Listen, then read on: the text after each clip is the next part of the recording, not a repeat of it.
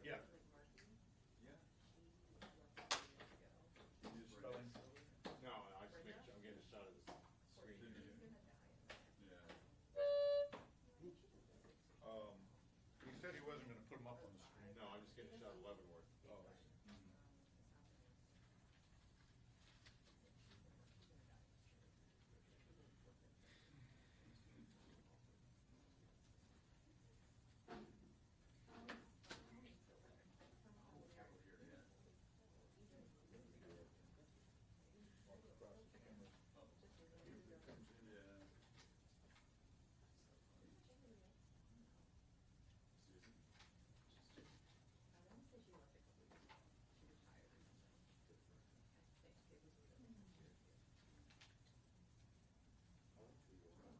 Thank you. Been wearing those a lot. I think that's kind of the direction I'm going. So, I didn't wear the cowboy hat.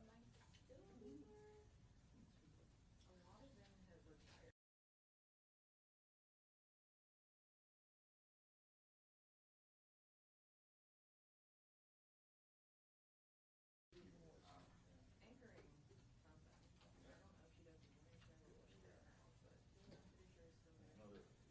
Yeah, she's Ferguson. Actually, the one I've got, I bought. She's 25 years ago. It's like a $99 hat. I don't think I'll buy another one. I wear them like for some reason for a special occasion. Yeah. Yeah. Very good times.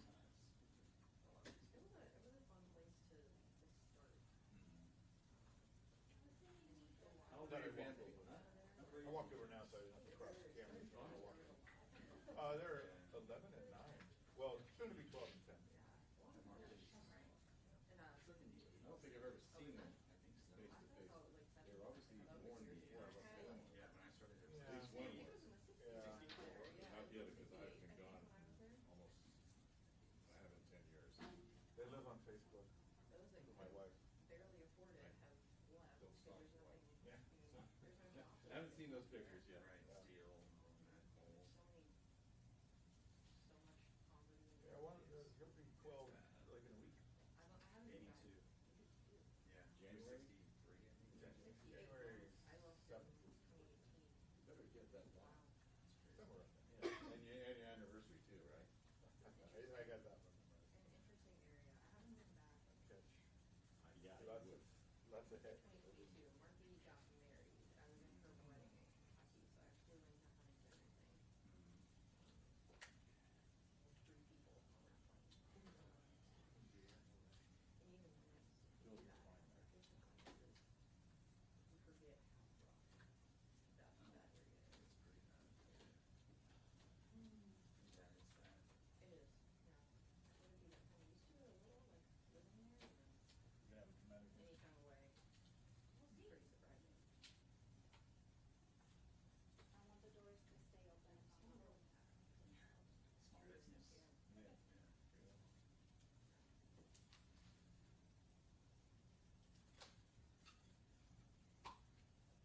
Are they not already good?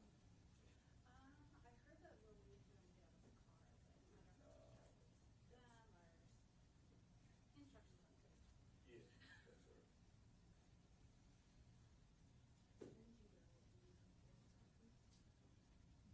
No, so I started Wisconsin, Wausau, went to, I think Charleston. Check. 6 years in Why am I not Cincinnati. seeing myself on Came TV? here. Yep, came here. Yep. Check. Yeah. Cincinnati was, I was there for a good stretch. And then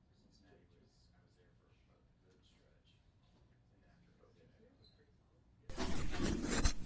Check. All right, everyone, getting started in a second. Check. Do you want this on for your questions? And, if you have oh, questions? thank you. So, Mayor, you heard that. We're starting, and he's going to come in a minute or two, so we're about to get started.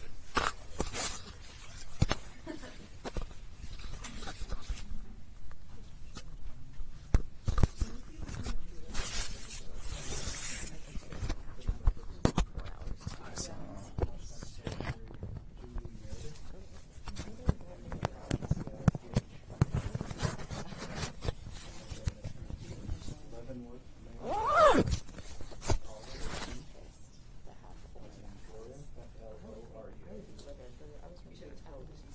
Facebook comments and yeah, the Reddit and the Facebook comments. And then Sky Comish, Mayor. Mhm. Henry Slater. Especially like if you only had enough money to get the one pass and like that's the pass you get. And that's it. We were gonna have Stevens pass. Mhm. They can't make it. Oh, okay. Sorry about that. And then doing Meredith is Washington secretary.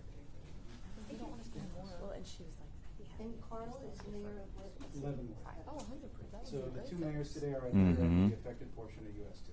Carl will be by phone, so you'll hear him through the speaker, and he's I patched have in Epic, for everyone else. but I was already planning Whistler. And we won't Yeah. put a picture of him on screen. Colorado so much. Oh, Here in nice. doubt about Yeah. technological capabilities, but if it doesn't work. But, Mhm. but yeah, so the screen will just stay what it is, this map the whole time. Mm. So we got this It's mayor. so Oh, it's so insane. And then this is where the river swallowed the road.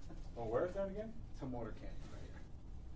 And then there's you're gonna hear the semantics of this, but there's the worst affected portions are a bridge right here that we're looking at, and then right here, this Tumwater Canyon. This is where you see a lot of the more graphic images of the road being consumed. But anyway, they're gonna talk about the repair process for that. Thank you.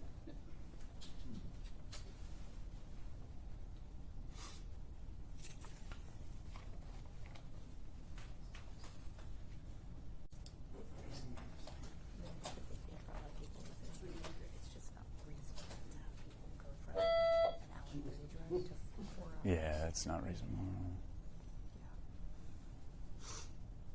Nothing is worth that. On your road trip, Mm-hmm. For a day of ski pass. Mm-hmm. Yeah, no, exactly. No. not the same quality. No.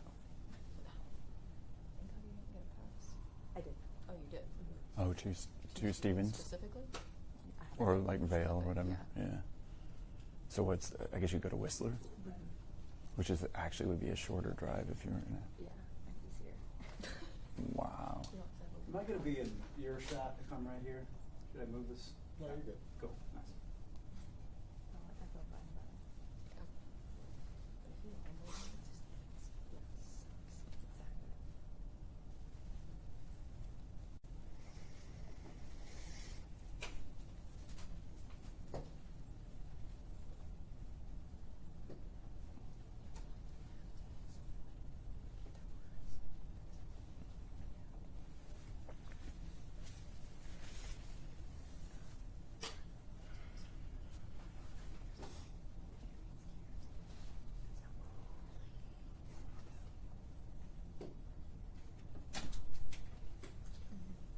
Are you ready?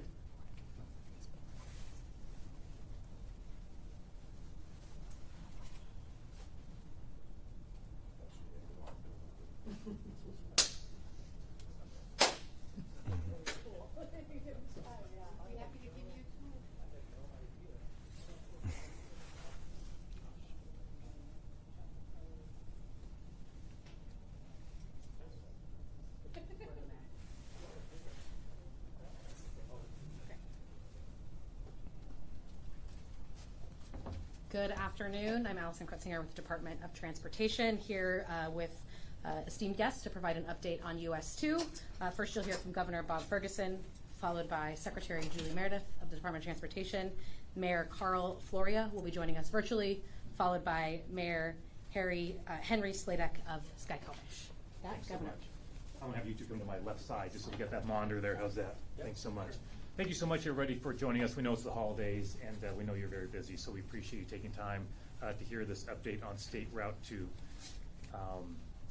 We all understand how critical reopening Highway 2 is for residents of our cities and communities, for our economy, for the ski resort, for travel across our state. So that we're very, very mindful of that. And the team is working extremely hard to get it opened as quickly as possible. So I do want to be clear, fully opening Highway 2 is going to take time, a long time. And we're still evaluating the full extent of the damage repairs like this, as you might imagine, are heavily dependent on the weather, and the weather this time of year obviously is not ideal.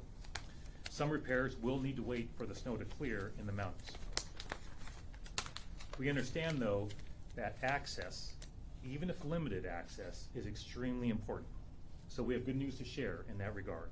Starting on Monday, this coming Monday, at 6 a.m., we will begin a limited reopening of a section of State Route 2 from the east. So in other words, from Leavenworth, between Coles Corner and Stevens Pass. So that's basically between milepost 85 and 64. It's about a 20-mile stretch. So this limited reopening will allow individuals starting Monday morning from Leavenworth to access Stevens Pass. And Stevens Pass can open for skiing, which is also extremely good news. To do this, we'll be using a pilot car near the summit for about the last 7 or 8 miles as you're heading from Leavenworth to the summit. When you get about 7 or 8 miles from the summit, there will be a pilot car. We're down to a single lane at that point.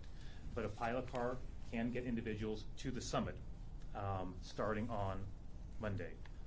We certainly understand how important the ski area is to the local communities and to our economy. On the west side, and Julie, by the way, will talk more about this and talk it through in more detail. On the west side, that's going to take a bit more time. So we're currently continuing to clear significant debris. There's a bridge, Mayor will chat about this, it's a short distance east of Skycomish that has significant challenges. So inspections have been going on there for some time and are continuing to go on. Our team is conducting that detailed inspection to determine it's going to be safe for travel or if repairs will be needed. Our plan is to report back to the public on that side of the access to Stevens Pass on Tuesday. In fact, we're going to be in Skycomish. The mayor is graciously hosting us on Tuesday. I think we're going to be having a gathering there at 10 a.m. To provide update to the community and to hear from the community, obviously, the impacts that they're experiencing. But our goal is to be able to announce on Tuesday morning when we can reopen access to Stevens Pass. But that is totally dependent. I just want to underline this and underscore this, what the evaluation is from the experts, the crew that's out there examining this bridge that's a short distance east of Skycomish. That's totally what depends on this. So more to come on that. I want to thank both mayors who have joined today. I had a chance to talk with Mayor Flory of Leavenworth, who I think we're going to hear from him shortly. Obviously, it's exciting news for Leavenworth to get access going up to Stevens Pass. It's great news, obviously, for the ski resort. And we're mindful that for Skycomish, we're not there yet, but we have our fingers crossed. And just want to say how much I appreciate, especially during the holidays, there are an awful lot of workers out there working extremely hard to do everything we can to get what we can opened to connect our state and to get access up to the ski resort and connect our community. So I just deeply, deeply appreciate all the hard work that folks are doing during challenging circumstances and also during the holidays. So with that, I'm going to turn to Julie's going to be next. Thank you so much. Hello, my name is Julie Meredith, and I'm the Secretary of Transportation for the Washington State DOT. As we experienced this last month, significant atmospheric rivers with widespread flooding, landslides, levee breaches, and significant damage to our transportation system. Our WashDOT crews have been working through the storm and continue to work around the clock to restore our highways and our bridges. Reopening a road is not just about clearing what you can see. After storms like these, the greatest dangers are often the hidden ones. Washed out roadbeds, unstable slopes, undermined bridges, and saturated soils. Every decision our department makes to whether reopen a road or not is grounded in safety for the public first. We know these closures can be frustrating, especially during the holiday and ski season, but reopening a road fully requires that we access it for safety and not take a risk as we open it up to the public. To date, WashDOT's opened more than 90 roads that have been damaged through this storm section, and we've executed multiple emergency contracts to clear debris and begin repairs. At some locations, we've addressed quickly, and others, as the governor pointed out, require more time and more intensive work. As of today, there are about 8 sections of highway that remain closed, including US 2. And this changes, the openings and closings change every day as we continue to work. On the east side of US 2, I'm going to expand on what the governor talked about. We will be able to open up US 2 between Coles Corner and Stevens Pass next week. And I just want to emphasize that this is a limited reopening. Beginning Monday, December 29th, with the pilot car operations from 6 a.m. to 6 p.m., so primarily the daylight hours, this access will continue. This will allow us to restore access to the Stevens Pass ski area from the east side, similar to accesses we've opened up at Mount Baker and Crystal Mountain. We expect this pilot car operation to remain in place for about a month until we can safely open one lane in each direction. So still not full capacity, but increased capacity. And I would be remiss if I didn't call out that US 2 will remain an active construction zone. Safety for our crews, contractors, and the drivers is critical. Drivers should follow the posted speed limit and the pilot car. Adjust your speeds accordingly. Adjust your following distance as necessary.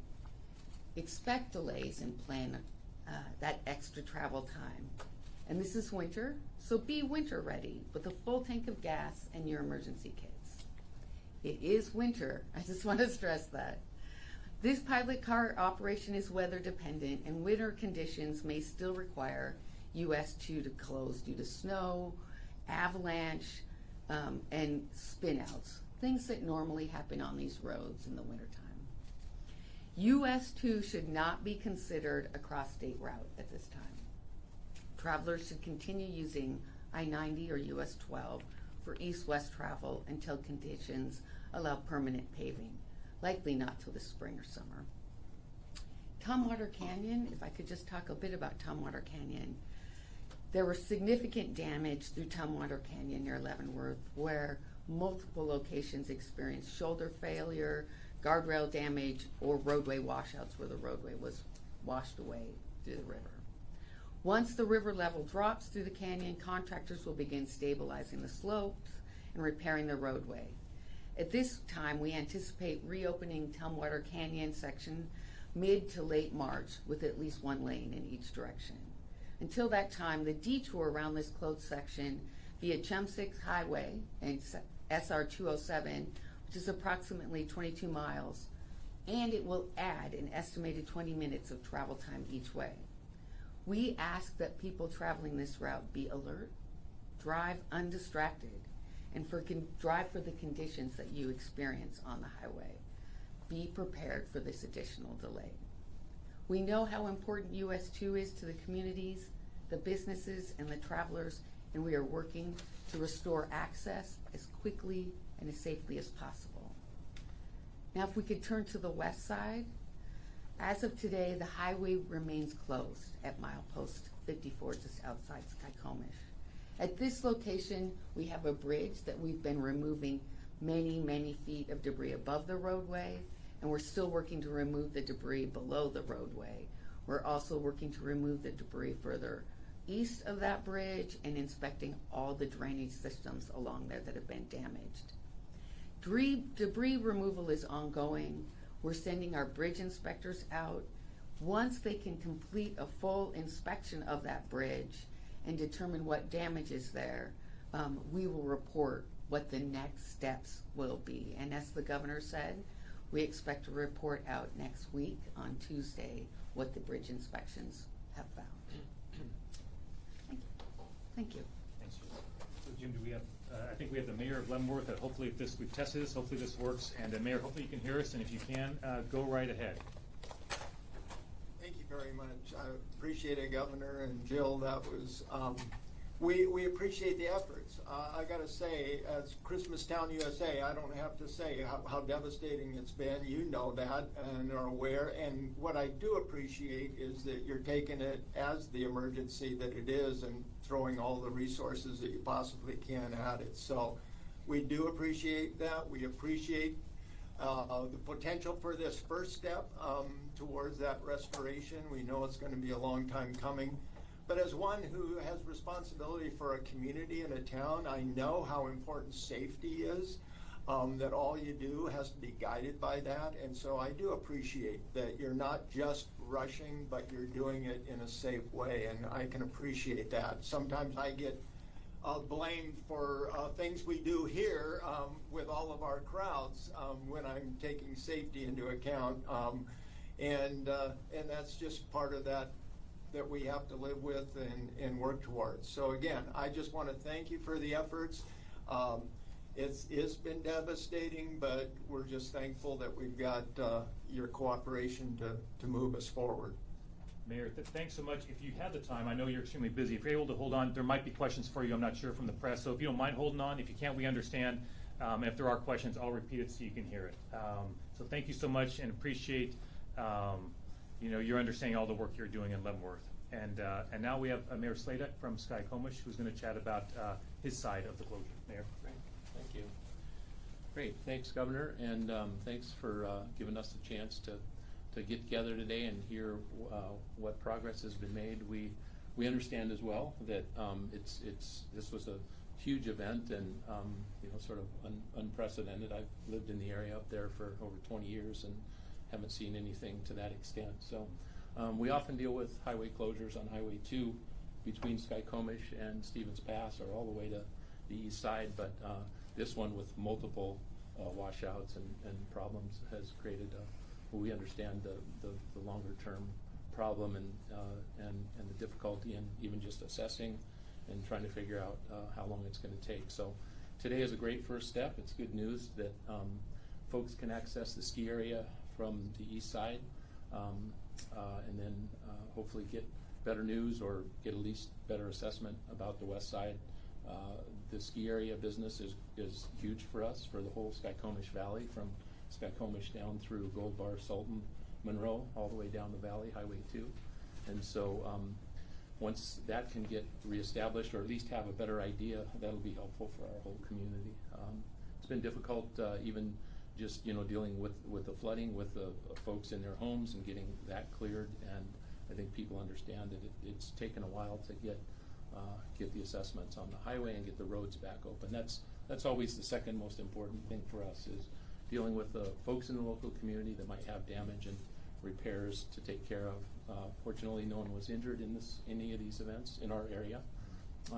That was the first thing, and then having access through Highway 2, because it does open up the whole east side, not only the ski area, but we rely on all those folks going to Leavenworth and Chelan and up to Methau in the winter and summers as well. So it's a huge access for outdoor recreation, as well as visitors. People go to the east side to visit family and friends, especially this time of year, and that's had a huge impact too. So again, we appreciate the progress that's been made, and look forward to when you come and visit Tuesday and more of an assessment's made up at the washout at milepost 54, then hopefully we'll have a better idea how long that might take. So thanks again. Thank you, Mayor. Appreciate you. Thanks so much, Mayor. And we are our plan is to go visit the site of the bridge with WashDOT and with the mayor, and look forward to seeing in person. And again, we will definitely have an update one way or the other on Tuesday from Sky Comish, and look forward to that. Thanks for hosting us. With that, we're happy to answer any questions. If there's a question for the mayor of Leavenworth, if he's still on, so we'll try and get that to him as well, but happy to answer any questions. Governor, I'm curious about your all's collaboration with Stevens Pass. Obviously, they're not here to talk about that part, but there have been a lot of people frustrated about maybe not getting refunds for their passes and things like that. Yeah. Obviously, this provides a new route for them to be able to actually get up there and ski, although it could take them a lot longer. Can you talk about the collaboration and kind of the conversations that have been happening with Vail Resorts and Stevens Pass? Sure. Julie may want to speak to that, because I know there's been a lot of conversations, but Julie, you want to go ahead? As we work to put in the policies around the operation of the one-way pilot car, at least from the east side, they've been helpful to talk about what property, where we can queue people, how we can operate safely, how will we operate coming in and going out. So that's been really helpful. They've been challenged with this, and so they've been willing to work with us on a lot of things to get it to go safely. I really can't speak to the policy on their refunds or not, But I can say opening up will give an opportunity for all the skiers that they didn't have before. Secretary, given that the pilot car wraps up at 6, has the resort agreed to end operations at like 3 for people to get back to the cars? They have worked with us on the operations of their facility to work with our piloted cars, so that's been really helpful for that side. So just to emphasize, there's close coordination obviously going on with the work that's being done, ski resort, mayors. I mean, there's a lot of conversation going on to make sure everybody knows what's going on and how we're going to do this. So that collaboration is certainly happening. Can you get some more information on this bridge near Skycomish? Which bridge is it exactly? What are the concerns? Is it under risk of, having to be rebuilt, or is it a structural problem? Can you give us more detail? So it's about at milepost 54, just outside of Skycomish on the east side. And what happened is the debris, there was a debris pile of about 4 or 5 feet over the bridge that we had to excavate, remove. And then there was debris up under the bridge, and it's crammed up under the bridge. I mean, that's not a technical term, but it's stuffed up under there. The contractor's working to get it out. It's a little difficult given that it's under the bridge. So we want to get all that debris out so we can see the foundations, and we want to see the girders, what it's seated on. And then just upstream of that, there was debris and damage to the culverts and the drainage systems. So we want to make sure those drainage systems are functional and that the shoulder isn't, undermined. And so that's the work we've been doing. The contractor's still at it. We've had our bridge inspectors out there a couple times. They're going to continue to go out and make sure that they can see all they need to see. And the end result is, if the bridge is damaged, we'll need to fix it. With the pilot car program, is this going to be limited capacity? Like, people have to make reservations if they're going to go through there? There's no reservation. The question, just so folks can hear perhaps, is, hey, for this pilot car system for those last 7-8 miles on the way to Summit, is there a reservation system? No, there's no reservation system. But that's a long stretch to have a pilot car for anyone who's been through that kind of experience. And so, back to Julie's point, folks have to be patient, but we understand even limited access, how important that is. Like we understand that very clearly, and so that's why we're making this decision as soon as we possibly can. But no, reservation won't be needed, but patience will be in order to reach the ski resort area. And just to be clear, you have to take that pilot car option back as well. Correct. Is this going to be on some sort of timeline? To people top of the hour, every half hour kind of thing? Do we know how often? I don't think we'll check and get back to you with that level of detail. 6 a.m. to 6 p.m. It is one lane. So I was talking just confirm with Julie before we walked in there. So it is down to one lane of traffic for those 7 or 8 miles leading up as you're going east to the summit. The last 7, 8 miles is one lane. So you'll be waiting until the traffic coming the other way clears and opens you up. As you know, that's a long ways, but that work is going to be continuing. And it'll be a pilot car situation for about 30 days. For about 30 days. So again, this will be, I think this is part we want to communicate is, we're not going from where we are to opening the highway in one step. That's just not the way this is going to work, right? But where we can open it up bit by bit, that's what we're going to do. Responsibly, safety for the workers, safety for the public, but we're not waiting around. We can open something up, we're going to open it even if it is limited. Do we have a dollar amount on how much damage has been done to Route 2 yet? Let's put it this way, when we haven't yet been able to dig out all the way underneath it, no, we do not. And so, we understand the interest in, no one's more interested than me in knowing what that hit is going to be, that financial hit's going to be. That is for sure. So I ask my team probably about 15 times a day, what it's going to be. And the answer is, look, we just have to see everything. And that's not just for Highway 2. That's across our state. We got more than a dozen counties that there's been an emergency declared. And so a lot of that work is still ongoing.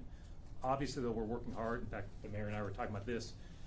A lot of work's being done now to compile the harm done to individual homes, to communities, to infrastructure, because that's obviously our ask that we make for disaster relief with the federal government, which will be coming in the coming weeks. That's all the information we're putting together. But as soon as we have a feel for that, a number for that, even if it's a rough estimate, of course we'll share that, but it just would be wildly premature before we even have a chance. This is just one piece of infrastructure in a big state where we don't even know yet what we're looking at. What does the plan look like for emergency first responders if we're talking about an 8-mile stretch of one-lane road and maybe people are kind of snaking along the way? what does it look like for first responders if perhaps they need to get through in a hurry? Yeah, well, Watchdog will obviously work with our emergency personnel to make sure that's safe for everybody. Look, we have situations like this around the state from time to time where you're down to one lane, you've got to have this piloted system. It's not unusual. They're used to this. That said, it's wintertime, it's a pass, it's challenging, which is why I think you heard from Julie pretty clearly. Look, we're monitoring this in real time, and it's subject to the usual conditions that you have. So, but Watchdog's prepared for that. They're experts in this sort of thing. Secretary, can you share some of the coordination that's going along, and also maybe some of the partners and even the county partners that are helping with this effort, and some of the contractors that you have? Yeah. We've been working closely with the cities and the counties. As you heard, the mayor's here. They're very interested in getting access back, and so the partnership there has been really helpful. Even at Stevens Pass, we're going to need to rely on some of their property to queue up for these piloted exercise, right? And they've been helpful in setting that up with us. So that we wouldn't be able to do that without their support. Our contractors across the state have been working with us through these emergency contracts. They're experienced. They're really good at what they do. And I think you can see it across the state where we've been able to open up at least partially and then fully when they've got the work done. So that's been really good work. And how are right now? How are supplies going to those residents in those small towns there? Are they being airlifted in, like water? I'll let the mayor speak about that. Yeah, can you speak to supplies for Skycomish? Sure. Like Skycomish, again, since we've had access from the west, that's solves 99% of the problem. So we've had good access, and beyond Skycomish, there's really only a number of limited residents, some cabin communities and stuff like that. As I understand it, all of them have access as far as we know. Mm-hmm. Really, 54, that milepost 54, where the washout is. Beyond that, there's only a handful of cabins, even beyond that. And I think they've had, as I understand it, they've had access even in a limited way with the help of WashDOT. So I'm not sure about the east side. And Governor, I know this, the President Trump signed the emergency declaration. Yes. But we're also going to have a major disaster declaration Correct. coming, hopefully. So you want to share where you are in the stages of getting that? Sure. A lot of our focus is on preparing for that request for disaster relief. Maybe I'll start by saying I appreciate the President granting, I think you alluded to, the emergency declaration, which again is very different than a request for disaster relief, right? The emergency declaration is very short-term, life-saving measures, clearing debris, that type of thing. But we deeply appreciate that. I spoke to Secretary Kennedy, I think on Christmas Eve, if I've got my dates right, and his agency declared an emergency which helps us on the health side, right, for clearing administrative hurdles to get folks the assistance they need from a public health standpoint. So we appreciate that as well. So far, each of the requests, we've been granted. When I spoke to Secretary Kennedy, he made it clear his team has been working through the holidays to make that happen, which we appreciate. So we're from my level on down, all the way down to coordination with FEMA. At the staff level, we've been in pretty close contact with our federal partners and appreciate their assistance, to be sure. Having that request for disaster relief granted will be absolutely critical to the state of Washington, and I've communicated that in my conversations with folks I've been talking to, and you can be sure it'll be a very detailed, very persuasive case for disaster relief. And so I'm prepared to talk to whoever I need to talk to, go to DC if I need to meet with folks to make the case. And we're also looking at different ways to communicate it. There's a package that goes traditionally. There's probably more information than you're probably asking for, but there's like a package that goes. We're looking at things we can do to communicate that go beyond that in different ways as well. So I think you'll see a pretty robust request. We're moving as quickly as we can on that. So I think we're talking weeks, but we have to be thorough as well, and we have to get information from the community, from the ground up. That's individuals whose homes are impacted. There's a lot of detailed information that's got to come up. So it's a big, big project, especially on a scale like this of so many jurisdictions, so many counties, both sides of the state. It's a big job for the team to put together, but we're going to do it as quickly as we can, but also we need to be complete as well. Secretary, I'm wondering if there's anything that WSDOT is doing now to prevent another washout such as this to happen, and if there's anything that could have been done to prevent this. I guess I'll say again, it was an unprecedented event that happened. Things that were flooded or damaged that had not been flooded in the past.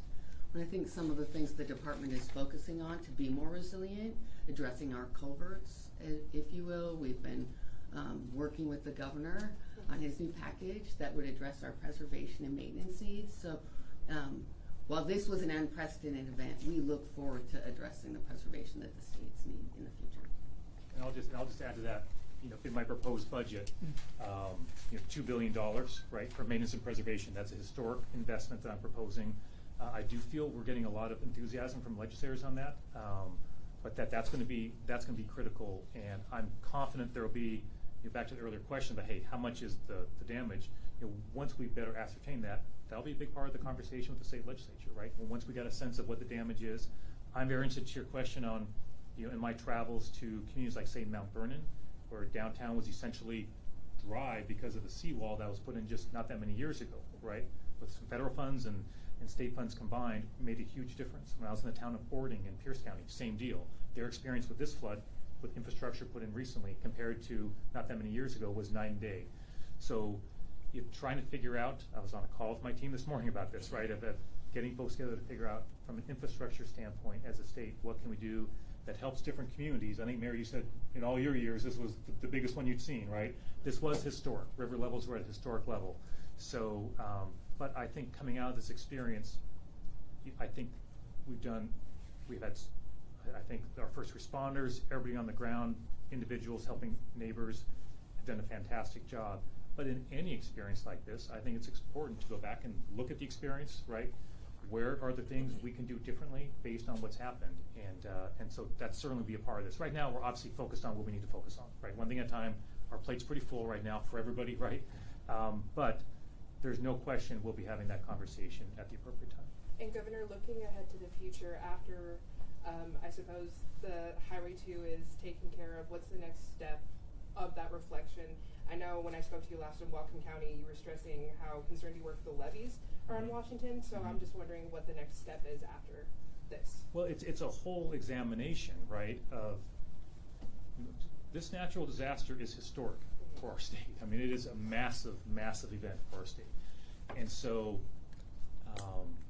it's no one thing. It's no one highway, it's no one levee, it's no one anything, right? But obviously the levee system, I'm deeply grateful the National Guard's been patrolling it Christmas Eve, Christmas Day. They're out there watching that levee, you know, right now. We don't yet know that. That's another good example. Just like we don't know what that bridge, what we're going to see with that bridge when we get a chance to fully look at it, we don't know for the levee system. Everything I hear from the experts is we got to wait for that water to come down and then see what the impact is for historic stress on that system. We're now going on 2 full weeks, over 2 weeks now. I've had experts say, you know, prepare yourself, Bob, for there could be some challenges there and some investments that might need to be made. So all that's part of that conversation, right, that we're going to have once we have a chance to see what the total scale is of the impact. And also once we get through what's right in front of us. We really have to make sure we're doing everything we can on this request for disaster relief, get our highways open. That's our focus right now. Secretary, Yep. with that area being the detour, the Chumstuck Highway, is that prepared to handle that level of traffic with, you know, not that many people travel that road typically and ground saturated? Is there worry around that at all? I would say that, as I said when I spoke earlier, it's going to take patience and time. It's not the same as traveling, say, a straight interstate. It's a local route. So we want people to limit their use. This is not a US 2 from Leavenworth to Skykomish route. So we want you to pack your patience, be prepared for winter conditions, and drive appropriately.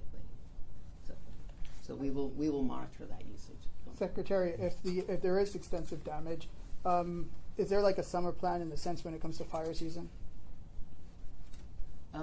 for offering help and support in that area? If that roadway is damaged by our use, we will work with the locals to bring it back to appropriate use. Okay. That's normal practice across the state. Thanks so much, everybody. I want to thank Mayor Flory again for joining us. And we will be on Tuesday. We'll let you know if that changes, but I think you can count on Tuesday morning. We'll be up in Skykomish. Looking forward to that. Checking out the bridge. And If something changes, we'll let you know, but at this point, we believe we'll be able to make an announcement one way or the other, right, about what the short-term future is on access to Stevens Pass from the west side, from Skycomish, and look forward to sharing that with the public then. Thank you all. We know it's the day after Christmas, and so we deeply appreciate all of you. Hope you had a great holiday season, and deeply appreciate those who are out there on the holidays, like the National Guard, who are doing everything they can to make our community safe during a really challenging time. But thanks to all of you for being here. We really appreciate it. Have a great day, everybody. Thank you. Thanks. I really appreciate it. Yeah. Thanks, Julie. Appreciate it. Yeah. Thanks, everybody. See you. We'll see. Thanks,